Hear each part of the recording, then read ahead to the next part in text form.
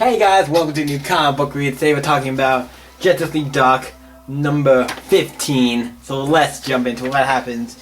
It's part of the other villain, Iwan Lee, so let's jump into it. It is the Witching Wall, part 2. We see all of them go back, exiting out a chest. They just beat a bunch of vampires. They just beat a bunch of vampires, so they're figuring they're going back to the Hall of Justice and the Justice League Dark part of the Hall of Justice. And we see Man-Bat still kind of like, I don't know, something's wrong with Man-Bat because he met with one of them, calling the Witch Boy, and I think he did something to him, so we have that going on. And then we see him meet Diana, Wonder Woman there, and they talk about what's going on, like, I had this dream, and he tells them everything what's going on, so we need to figure out what's going on.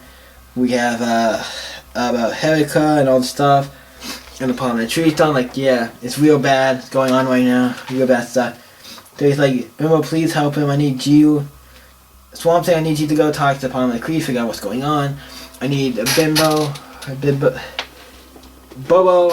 the Detective Chimp, to go help, and also, the other guy, not Ken Nelson, the other guy who's Dr. Fate, the guy who was the new Dr. Fate.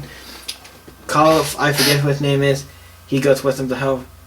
Good, go with him, bring Kong as well, and also he said bring Kurt along with you, who she didn't know. In the first 2 pages you see him like sneak off in the background, so he's kind of go.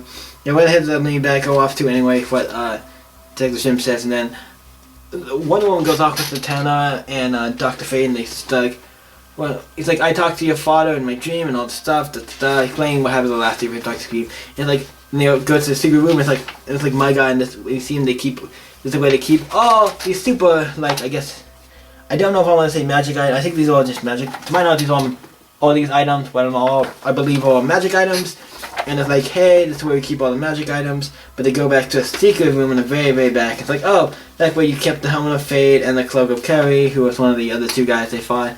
In the back, we see the black diamond of Eclipso is in the back here. I'm like, oh, Eclipso, I haven't seen you in a good minute. So you're here, so that's interesting. So we see him back, he's like, please me, and all the stuff trying to break out. It's like, I have a plan to go in and talk to Heracles or whatever this person is and figure out what's going on, so I'm going to do that. It's kind of dangerous. Then we cut to the Amazon rainforest where we see, brother, what's it called? Papa Midnight, who's interesting, he's in this book, and I'm like, it makes sense, because he's like it's weird, Papa Midnight, I wouldn't always consider an evil character. He's like one of mixed bag type of character, but it's him and the Philonic Man, or the new version of the Philonic Man, and they go off to talk to the Parliament. I think the Parliament of Flowers. They're kind of like, hey, I'm the new protector of the Greens. Glad to convince them to be on their side, and obviously Swamp Thing comes in to kind of stop him, but he like beats him and takes him out, and basically beats the crap out of him, and basically looks like kills him. Cause he's like dying and looks like he's about to, like, he looks like they killed him. Alright. And he's like, fine, Abby, you can stop the rod. I'm like, oh shit. We just lost, as you can see here, we just lost Swamp Thing. One of the biggest, baddest, well damn it, we just lost Swamp Thing, who's one of the big, it feels like they keep losing this battle. Like they always, like they make it out, but it seems like they have casualties in every battle. So I'm like, by the end of this book, it's like, who's gonna be left? It seems like they keep taking out characters. DC's don't have any magic characters left by the end of this. And he's like, okay, good, we got, so, not good, but Swamp Thing seems to be down for the count. Like, okay, we need to figure out what's going on.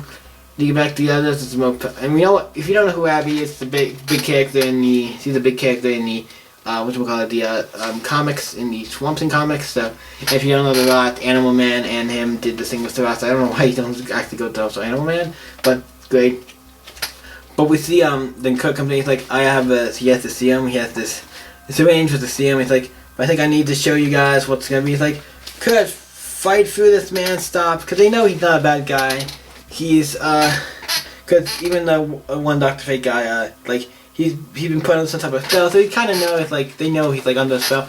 When he puts the steel up in, he gets fucked up as well, to where it's like, holy shit, I wouldn't even be able to tell, like, if he said this was Man-Bat, I'd be like, kind of? You really can't tell that's Man-Bat.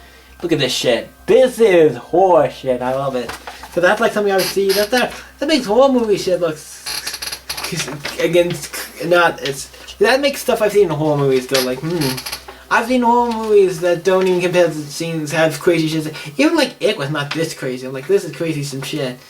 I mean, they had stuff like this, but this is just fucking Jesus. That looks.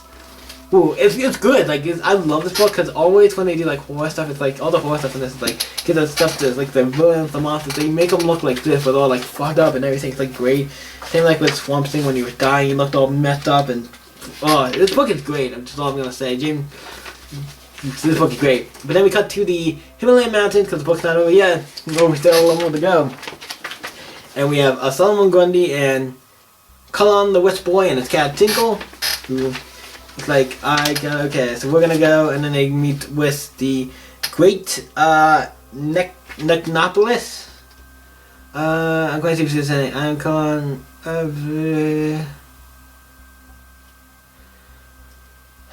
trying to see if it says coincidences. I'm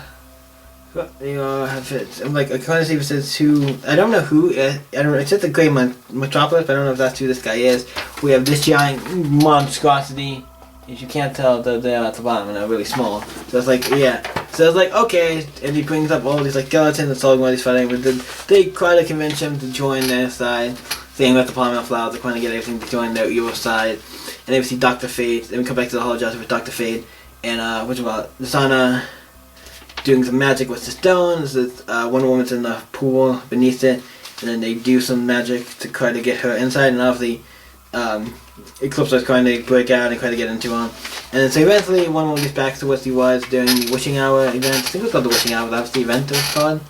It's the Witching War, the Witching Hour, that was the event. They're going to see what's taken over by Heracross or whatever. And then we see trying to talk to her, it's like, should have run to the other side of eternity. And she's like, why are you so afraid? And says, next, everything gets worse. And we see something coming right behind Wonder Woman to attack her, and I'm like, oh shit, this is great. Like, this is, I'm gonna say, the best book of DC, one of the best books of DC. If somebody asks me what's my favorite book of DC, oh, Justice League Dark. It's been one of the best books of DC. It's just hands down, even though it's one of those books that I know, like Justice League, because I quite some on with Batman.